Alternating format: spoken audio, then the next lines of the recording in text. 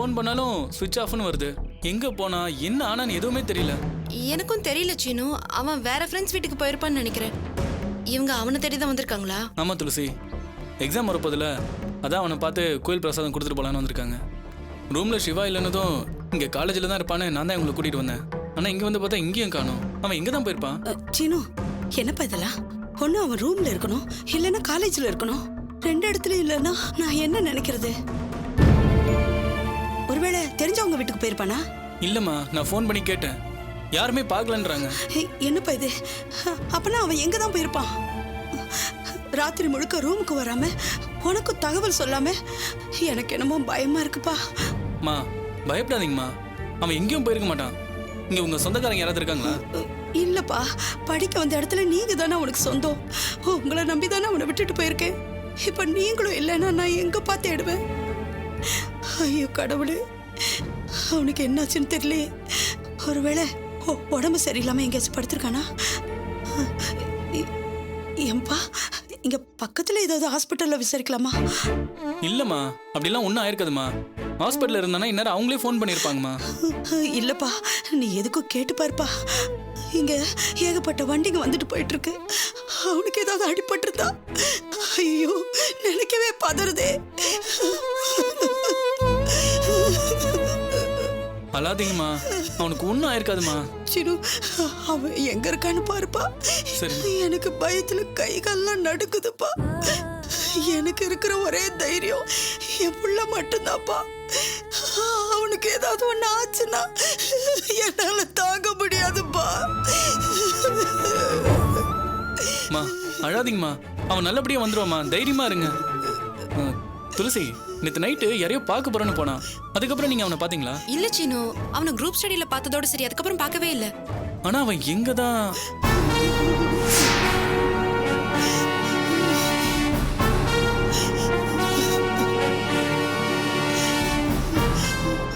Okay, அவன் இன்னும் கொஞ்ச நேரத்துல வந்துருவான்.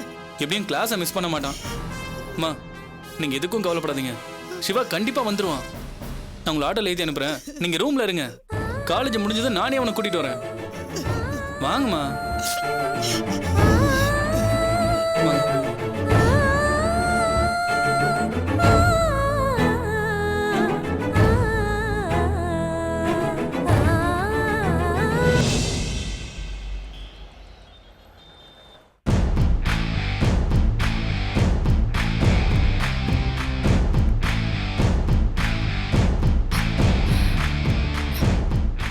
என்ன சத்யா இதெல்லாம்? நாம இங்க வந்து 1 hour ஆச்சு. நம்மள இங்க வர சொல்லிட்டு அந்த ஆள் எங்க போய் தொலைஞ்சா? தெரியல மேடம், போன் கூட சுவிட்ச் ஆஃப்ல இருக்கு. என்ன ரொம்ப டென்ஷன் பண்ணாதீங்க சத்யா. என்ன பாக்கிறதுக்காக தினம் 100 பேர் கியூல நிக்கறாங்க. அப்பாயின்மெண்ட்காக பல நாள் வெயிட் பண்றாங்க. ஆனா நான் போலீஸ் ஆபீசருக்காக இங்க வெயிட் பண்ணிட்டு இருக்கேன். எனக்கே ரொம்ப அசிங்கமா இருக்கு. இல்ல மேடம், தமிழ் விஷயத்துல நாம மாட்டிருக்கிறதுனால. அதனால என்ன? தமிழ் விஷயத்துல மாட்டிருக்கிறதுனால அவனுக்கு நான் சல்யூட் பண்ணுமா? அதுவும் இல்லாம ஆட்கடத்தல், மிரட்டல், பழி வாங்குறது, பணிய வைக்கிறது, இதெல்லாம் அரசியல்ல சகஜம். சாரி மேடம், எமோஷன் ஆகாதீங்க. இந்த விஷயத்துல பொறுமையா இருக்கிறது கொஞ்சம் பெட்டர். இல்ல சத்யா, எப்ப எது நடக்கணும், யாரு என்ன பண்ணணும்னு மத்தவங்களுக்கு நான் தான் டிக்டேட் பண்ணணும். மத்தவங்க என்ன கண்ட்ரோல் பண்றதை என்னால ஏத்துக்கவே முடியாது. இந்த விஷயத்துல நீங்க ரொம்ப அலட்சியமா இருந்துட்டீங்க. என்ன இப்படி காக்க வச்சிருக்கவே கூடாது. இன்னும் கொஞ்சம் பொலைட்டா ஹேண்டில் பண்ணிருந்தா இத நீங்களே முடிச்சிருக்கலாம்.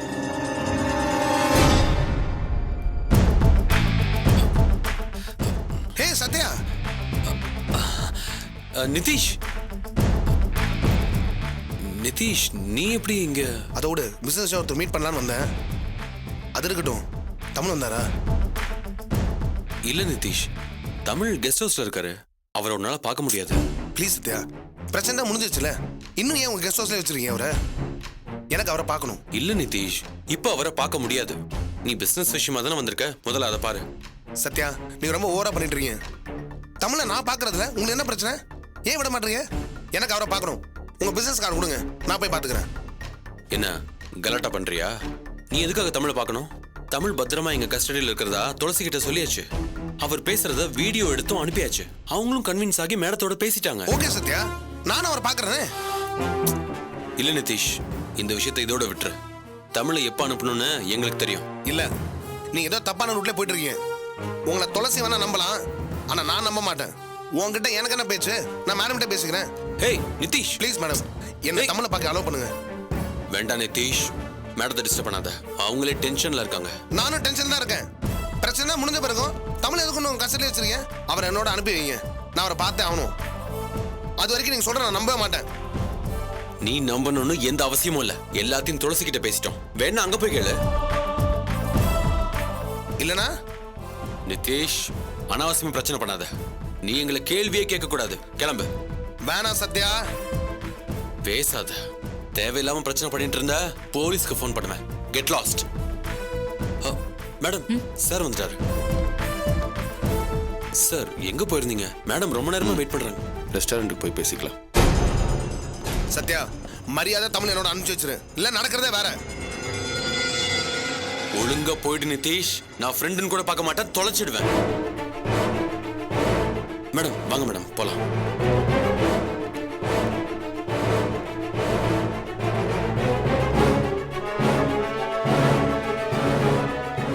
வாங்க மேடம், உட்காருங்க.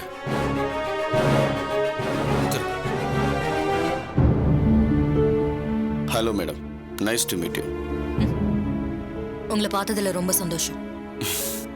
நான் உங்களை பற்றி நிறைய கேள்விப்பட்டிருக்கேன், ஆனால் இன்னைக்கு தான் பார்க்குற சந்தர்ப்பம் கிடைச்சிருக்கு. என் பொறுமையை சோதிக்காதீங்க சார். நான் இங்க வந்து 1 hour ஆச்சு. ஐயோ சாரி, இன்னைக்கு அமாவாசை இல்லையா? ஆனால் பக்கத்தில் இருக்கிற கோயிலுக்கு போயிட்டு வந்தேன். இந்தாங்க பிரசாதம் எடுத்துக்கங்க.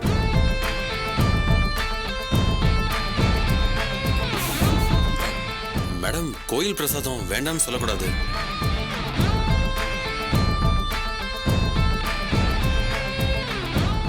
அப்புறம் என்ன சாப்பிட்றீங்க மேடம்? கூலா இல்லை ஹாட்டா? சார், அதுக்கெல்லாம் இப்ப டைம் இல்லை. நேரா விஷயத்துக்கு வந்தீங்கன்னா பெட்டர்னு நினைக்கிறேன். ஓ ஷூர், கண்டிப்பாக மேடம். என்ன விஷயம்னு சத்யா உங்ககிட்ட சொல்லலைங்களா? எனக்கு தமிழரசு எங்க இருக்கிறாருன்னு தெரியணும், அவ்வளவுதான். அவ எங்க இருக்கான்னு எங்களுக்கு தெரியாது. தப்பான இன்ஃபர்மேஷனோட வந்து அனாவசியமா எங்களை டிஸ்டர்ப் பண்ணிட்டு இருக்கீங்க. என்ன மேடம், இன்ஃபர்மேஷன் தப்புனா நீங்க இவ்வளவு தூரம் வந்திருக்க மாட்டீங்களே.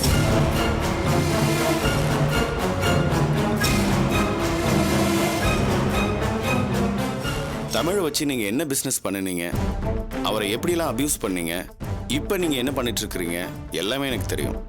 சோ எனக்கு ஒன்றும் தெரியாதுன்னு சொல்லி உங்களால தப்பிக்க முடியாது.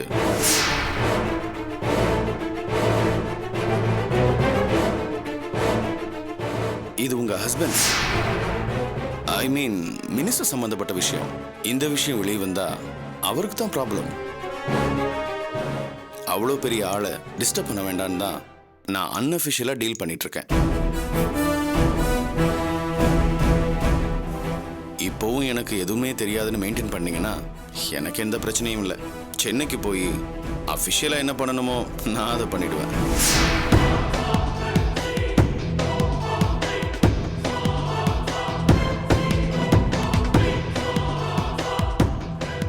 அதுக்கப்புறம் என்ன நடக்கும்னு உங்களுக்கே தெரியும்.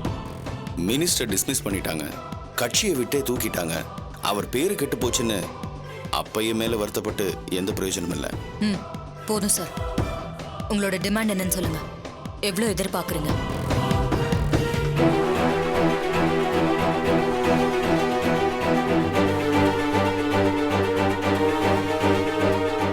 சார், உங்களை தான் கேட்குறேன். சத்யா 10 ஆஃபர் பண்ணிருக்காரு. அது உங்களுக்கு போதாதுன்னா அதுக்கு மேல தரவும் நான் தயாரா இருக்கேன். நான் பணம் எதிர்பார்க்கிறேன்னு யார் சொன்னா? பணத்தை கொடுத்து என்ன விலைக்கு வாங்க முடியாது.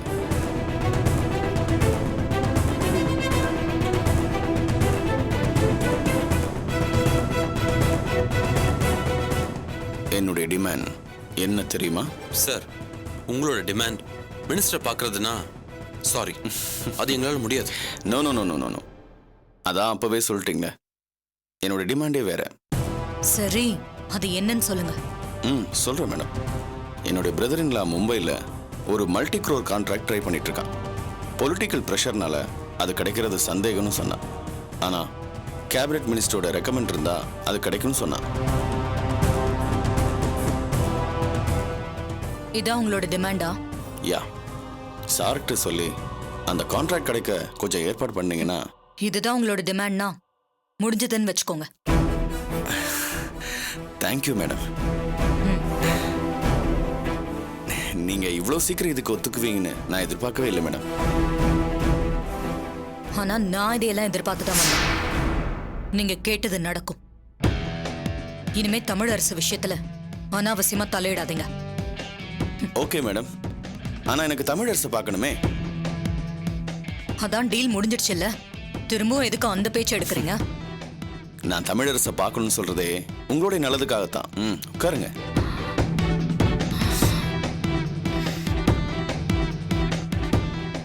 நான் தமிழரசை பத்தி விசாரிக்காம திரும்ப சென்னை போனேன்னா என்ன ஆச்சுன்னு கேட்பாங்க. அப்போ உங்களுக்கு ஃபேவரா பதில் சொல்லணும்ல. தமிழ் இங்க சேஃபா இருக்காருன்னு சொன்னா தான் அவங்க அங்க அமைதியாவாங்க.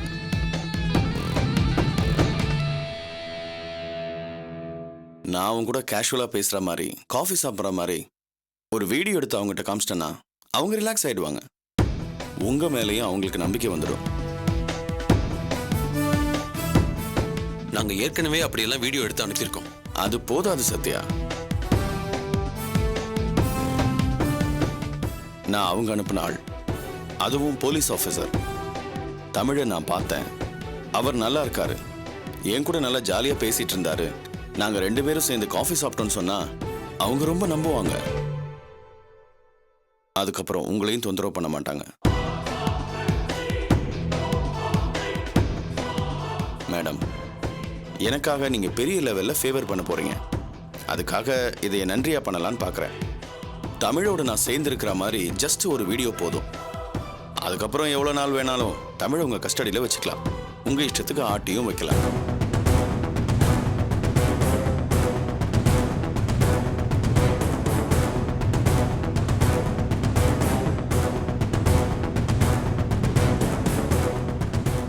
இவர் சொல்றதும் சரிதான் சத்யா. தமிழ் மீட் பண்றதுக்கு ஏற்பாடு பண்ணுங்க. Okay madam.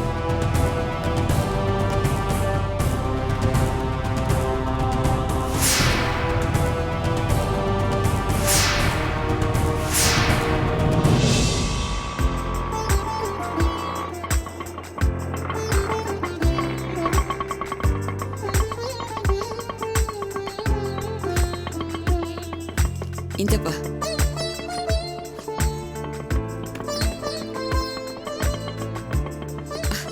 அட பவி. அம்மா, பவி அம்மா எப்படிமா இருக்க? நல்லா இருக்கேன். கோவில் தரிசனம் நல்லபடியா முடிஞ்சுதாம்மா? மனசுக்கு நிறைவா வேண்டிட்டு வந்திருக்கேன். இத்தனை நாள் நான் இல்லாம எப்படி சமாளிச்ச? சமையல் எல்லாம் ஒழுங்கா பண்ணியா? அதெல்லாம் கரெக்டா பண்ணிட்டேம்மா. அப்பாவும் இப்படி பண்ணு அப்படி பண்ணுன்னு சொல்லி கொடுத்தாரு. ஒரு வழியா நாங்க சமாளிச்சிட்டோம். வாமா உள்ள போலாம். போ. அப்பா, அம்மா வந்துட்டாங்க. இதோ வந்துட்டேமா. இருமா, தண்ணி கொண்டு வரேன். சரி. வா பத்மா. என்ன தரிசனம் பரிகாரம்லாம் நல்லபடியா முடிஞ்சுதா? நல்லபடியா முடிஞ்சுதுங்க. எல்லா கோயில்லையும் தரிசனமும் அர்ச்சனையும் மனசுக்கு திருப்தியா அமைஞ்சுதுங்க. நம்ம குடும்பத்துல இருக்கிற பிரச்சனை எல்லாம் சரியாயிடுங்கிற நம்பிக்கை எனக்கு அப்பவே வந்துருச்சுங்க. உன்னோட வேண்டுதல் வீண் போகாது பத்மா. அம்மா, இதனால துளசிக்கு ஒரு நல்லது நடந்துச்சுன்னா அதை விட பெரிய சந்தோஷம் நமக்கு எதுவும் கிடையாது. ஆமாங்க. உங்க உடம்பு எப்படிங்க இருக்கு? மாத்திரை எல்லாம் சரியா சாப்பிட்டீங்களா? கரெக்டான நேரத்துக்கு எல்லாத்தையும் சாப்பிட்டேன். அந்த அளவுக்கு இதோ உன் பொண்ணு என்ன நல்லபடியா கவனிச்சுக்கிட்டேன். இனிமே நம்ம பவித்ராவை கட்டி கொடுக்கிற இடத்துல கவலையே இல்ல. குடும்பத்தை கவனிக்கிற அளவுக்கு அவளுக்கு பொறுப்பு வந்துருச்சு. அம்மா, நீ காஃபி போட்டு கொண்டு வருவா. இல்லம்மா, குளிச்சிட்டு காஃபி சாப்பிடுற. அம்மா, உங்க அண்ணன் எங்க? தூங்கிட்டு இருக்காமா. இன்னுமா தூங்குறா? ஒரு வேலை வெட்டி தேடிக்காம ஏன் தான் இப்படி பண்றானோ தெரியல. சரி, பேக்ல பிரசாதம் வச்சிருக்கேன், அப்பாவுக்கு எடுத்து கொடுமா. போ. சரி. அந்த ஃப்ரண்ட் ஜிப்ல இருக்கு பாரு.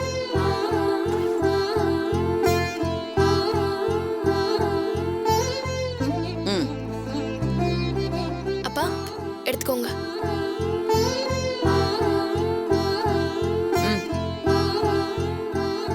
போய் முதல்ல உங்க அண்ணனை எழுப்பு போ. ஏங்க, அவன் ஏங்க இப்படி இருக்கான்? ஒரு வேலை தேடிக்கன்னு நீங்களாவது புத்தி சொல்லக்கூடாதா? கொஞ்ச நாளாவே அவன் அப்படித்தான் இருக்காம்மா.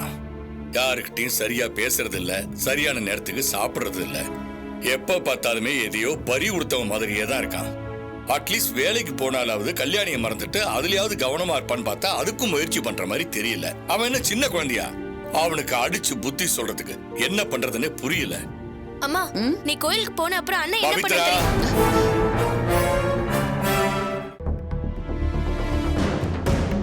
என்னாச்சுங்க? இவ ஏதோ சொல்ல வந்தா நீங்க ஏன் வேண்டாம்னு தடுக்கிறீங்க? அது ஒண்ணு இல்ல பத்மா. கல்யாணி சமாதானமாகலைங்கிற விரக்தியில பித்து பிடிச்ச மாதிரி வீட்லயே உட்காந்துருக்கான். மறுபடியும் பழையபடி தப்பான வழிக்கு போயிடுவானோன்னு இவ பயப்படுறா. அந்த பையன் எனக்கும் இருக்குதுங்க. அவனுக்கு சேர்த்துதான் வேண்டிட்டு வந்திருக்கேன். சீக்கிரமா அவனுக்கு ஒரு நல்லது நடக்கும். அம்மா எப்பமா வந்த? இப்பதாண்டா வந்த. சரிம்மா, நீ டிஃபன் சாப்பிட்டு ரெஸ்ட் எடுத்துக்கோ போ. இருப்பா, பிரசாதத்தை கொடுமா. என்ன டேய், நேரத்துக்கு நீ குளிக்க மாட்டியா? காலையில எழுந்து குளிச்சுட்டு எங்க பிரச்சனை முடிச்சு கொடு, நல்லபடியா வச்சிருன்னு சாமி கிட்ட வேண்டினா தானே நல்லது நடக்கும். சரி, ஆபத்துக்கு பாவம் இல்ல. அம்மா, இந்த குங்குமத்தை வச்சுக்கிட்டா கல்யாணி வந்துருவாளா? டேய், கல்யாணி உன்னை என்ன ஏத்துக்கிறது உடனே நடக்கிற விஷயம் இல்ல. அது நடக்கும்போது நடக்கட்டும். ஒரு ஆம்பளை பிள்ளை வேலையை தேடிக்கிட்டு ஒழுங்கா இருக்க வேண்டாம்? அம்மா, கல்யாணியோட சேர்ந்து வேலையும் தான் போச்சேம்மா. நான் எந்த வேலையை பாக்குறது? அந்த வேலை போனா என்னடா, 4 இடத்துல அலைஞ்சு திரிஞ்சு புதுசா ஒரு வேலையை தேடிக்கலாம்ல. கல்யாணி எங்கேயோ போய் உட்காந்துருக்காமா. அவ வீட்டுல இல்லாம நானும் கஷ்டத்துல இருக்கேன். அவ சமாதானம் ஆகணும், வீட்டுக்கு வரணும். அது வரைக்கும் என்னால வேலைக்கெல்லாம் போக முடியாதுமா. கல்யாணியை தவிர என்னால வேற எதையும் யோசிக்க முடியலம்மா. அவ கடைசி வரைக்கும் அங்கேயேதான் இருப்பான்னா தயவு செஞ்சு என்ன தொந்தரவு பண்ணாதீங்க. நானும் இப்படியே இருந்துடுறேன். டேய் டேய் மோகன், என்னங்க இவன் இப்படி பேசிட்டு போறான்? இவன் அவன் நினைப்பாவே இருந்தானா இந்த குடும்பத்தை யார் காப்பாத்துறது? வேலைக்கே போக மாட்டேன்னு சொல்றான். பத்மா, அவன் கல்யாணி விஷயத்துல ரொம்ப நொந்து போயிருக்கான். அதுக்கு நான் அவனை அப்படியே விட்டுற முடியுமா? அவனுக்கு கொஞ்சம் புத்தி சொல்லுங்க. வீட்டு நிலைமையை எடுத்து சொல்லி புரிய வைங்க. ஐயா, நான் ஏற்கனவே அவன்கிட்ட பேசியிருக்கேன். நீ ஊருக்கு போன சமயத்துல நம்ம குடும்ப சூழ்நிலையை எடுத்து சொல்லி அவனை வேலைக்கு போன்னு சொல்லியிருக்கேன். நீ தான் நம்ம குடும்பத்தோட ஆதாரம், நாங்கெல்லாம் ஒன்ன நம்பித்தான் இருக்கோம்னு நான் அவனுக்கு புரிய வச்சிருக்கேன். எத்தனை நாளைக்கு தான் அவன் இப்படி இருக்க போறான்? அவனே சமாதானமாயி வேலையை தேடிப்பான். அவனுக்கு வேலை கிடைக்கிற வரைக்கும் நீ அவனை கொஞ்சம் தொந்தரவு பண்ணாம தான் இருக்கணும். சரிங்க, நீங்களாவது உங்களுக்கு தெரிஞ்ச இடத்துல சொல்லி அவனுக்கு ஒரு வேலையை ஏற்பாடு பண்ணலாம்ல. நான் ஏற்கனவே சொல்லி வச்சிருக்கேன் பத்மா. ஆனா எல்லாத்துக்கும் காலமும் நேரமும் கூடி வரணும். அது கிடைச்சிருச்சுன்னா அவனுக்கு வேலையும் கிடைச்சிரும், கல்யாணியும் நம்ம வீட்டுக்கு வந்துருவா. அது வரைக்கும் நம்ம கொஞ்சம் பொறுமையா தான் இருக்கணும். நானும் அந்த நம்பிக்கையில தாங்க கோயிலுக்கெல்லாம் போயிட்டு வந்திருக்கேன். துளசி பிரச்சனை, நம்ம பிரச்சனை எல்லாத்தையுமே அந்த தெய்வம் தீர்த்து வைக்காமலையா போயிடும்? பவி, இந்த பிரசாதத்தை எடுத்துட்டு போய் சாமி கிட்ட வச்சிடு.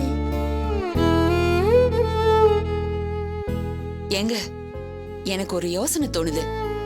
கஷ்டம் கஷ்டம்னு சொல்லி ஒருத்தர் பார்த்துக்கிட்டு நாம எத்தனை நாளைக்கு தான் வீட்லயே அடைஞ்சு கிடக்கிறது? நாம எல்லாருமே போய் துளசியை பார்த்துட்டு வந்துருவோமா? துளசியா? பாண்டிச்சேரி போலாங்கிறியா? ஆமாங்க, நான் முக்கியமா அவளுக்காக தானே வேண்டிட்டு வந்தேன்.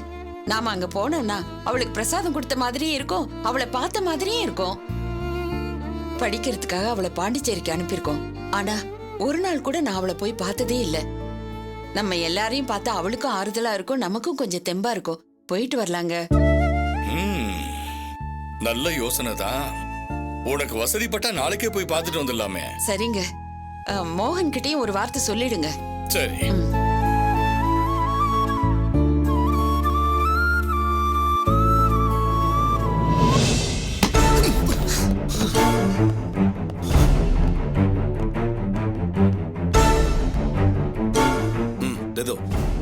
ஒழுங்கா அந்த ட்ரெஸ் போட்டுக்க. ஏய், வெறுப்பேத்தமா போயிடு. கியா நே கியா நான் விளையாடுறீங்களா? நான் ஷோகேஸ் பொம்மையா? இஷ்டத்துக்கு ட்ரெஸ் கொடுத்து மாத்திக்க சொன்னா மாத்திக்கிறதுக்கு நே பண்ண போறீங்க? என்ன வச்சு வீடியோ எடுக்க போறீங்களா? நான் சந்தோஷமா இருக்கிற மாதிரி நடிக்கணுமா? முடியாதுடா. இதுக்கு நீங்க என்ன சாவடிச்சிடலாம். தமிழ்,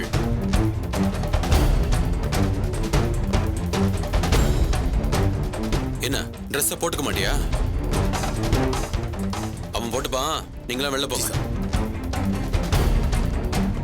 தமிழ், நீ அடம் பிடிக்கிறது ரொம்ப சைல்டிஷா இருக்கு.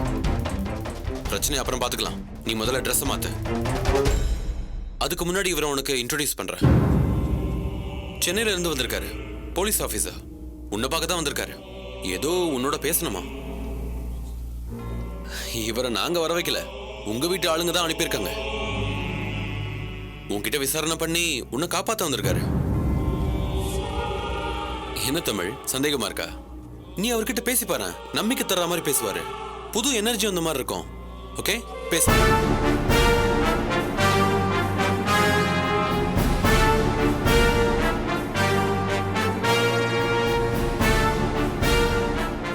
தமிழரசு, நீங்க பேனிக் ஆக வேணாம். உங்களை காப்பாத்த தான் நான் வந்திருக்கேன்.